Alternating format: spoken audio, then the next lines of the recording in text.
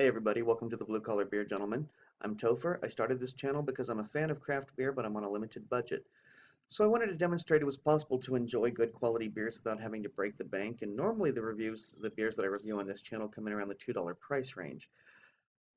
But occasionally you do have to spend a couple of bucks if you want to enjoy any hobby, whether it's beer drinking or coin collecting or anything else for that matter. Sometimes you're going to have to spend a little bit more than you normally do.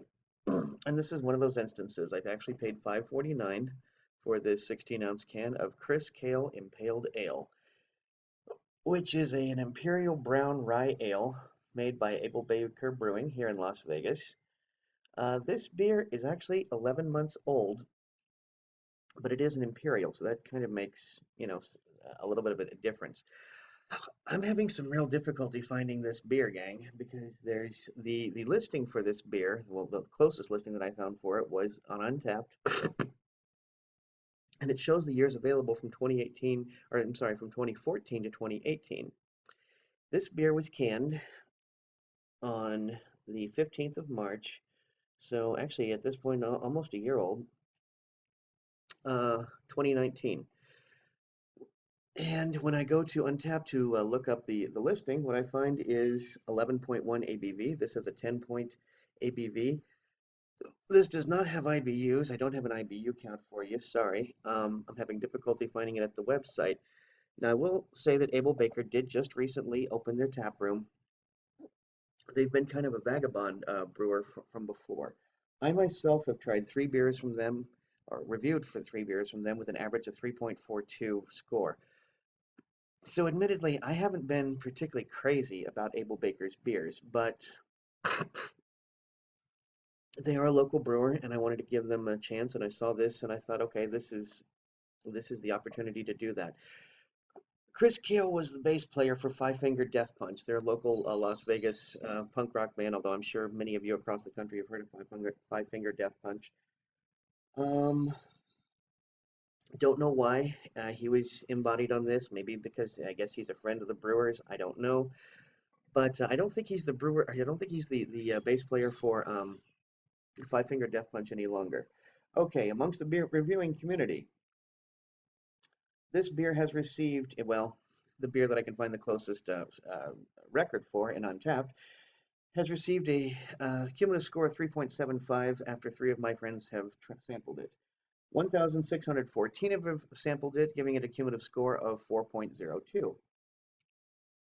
A regular brown ale has between 4.3 and 6.2 for the ABV. This has 10 ABV. I'm not familiar. I don't know that I've ever found or encountered another double or imperial. Imperial is actually the preferred term here in America. Imperial brown ale. So we're just going to have to see. Now, because it is an imperial, I just chose to get my tulip glass out. Pretty much any imperial that you want to drink, whether it's an imperial IPA or an imperial, hell, if you want to drink an imperial pilsner, more often than not, the suggestion is to use the tulip glass for an imperial. So guys, there you have it. I spent a lot of money on this beer, and well, not a lot of money, but I spent more than I normally do, and we're going to see how it goes. As I said, it's almost a year old, but with that 10% ABV.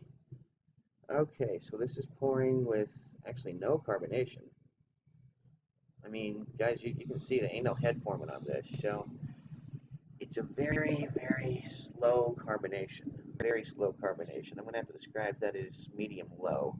Um, it's very slow. The bubbles are accumulating finally. You see the heads starting to form there. Now, guys, what you're seeing, boy, that's a lot of glare, isn't it?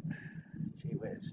I can figure out a way to put this in without all that glare from the other side. Okay, we're just not getting a good view of this. And I'm going to address this real quick, gang. We recently bought a new camera, and I'm hoping that very, very soon the quality of these videos is going to get a lot better. Nancy's going to be learning some ins and outs of video editing and trying to help me with that, and hopefully we're going to be making better quality videos very, very soon. So that being the case, hopefully there won't be too much glare on these, because, gee, willikers, I'm just trying to get, how can I possibly, okay, so what you're seeing, well, I don't know that I even need to go that far to try and make you show the color. It's a very dark brown, almost black. So If they're, the phrase chocolate brown comes to mind. Gonna give this a quick beard wipe. Smelled malt. I'm gonna stick my schnoz directly and see what else I can encounter. Mostly I just smell like a chocolatey malt. I don't smell much of anything else.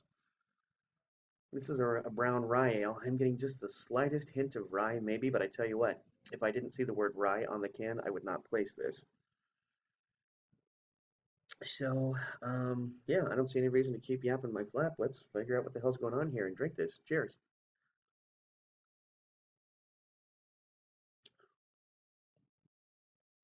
Okay. Creamy with a very low mouthfeel, not particularly spiky.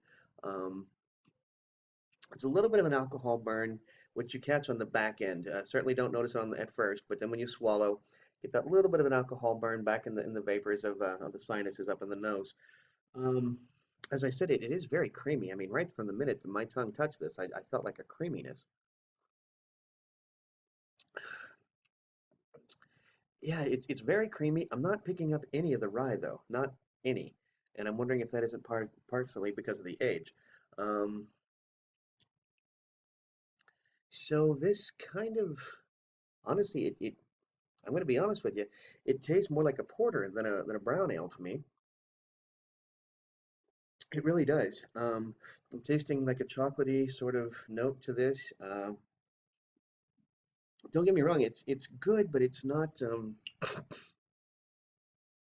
It's very mellow. It's very mellow. Like I said, we've got this creamy flavor, very low mouth feel, very low alcohol burn. Mostly chocolate malt is what I'm tasting more than anything. I'm not really tasting much in the way of hops. I'm not picking up on any of the rye. Um, yeah, I'm just not sure. I mean, it's not a bad beer, but it's not exceptional, and I don't know that I'd spend another 5.49 for it. To be honest with you, the Bell's Porter, robust porter that I had was just as good as this. Um, so I am glad I tried this, and I don't regret spending the 5.49 on this can. I don't know that I would spend another 5.49 on it, and when I do try Able Baker beers in the future, they're going to have to be more affordable than that one, that's for sure. But I don't know. I think the beer itself probably deserves a. Well, I see. I don't know what to.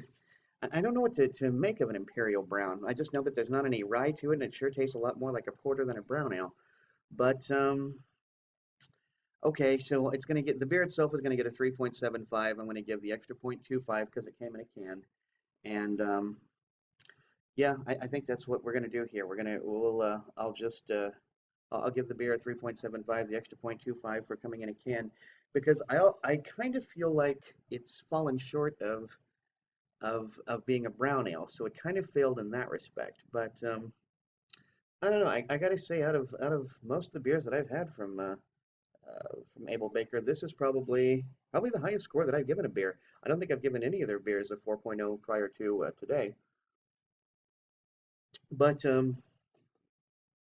it's a good beer. It's a nice beer. It's just not the kind of beer that merits a 5.49 price tag for 16 ounces of it coming in a can.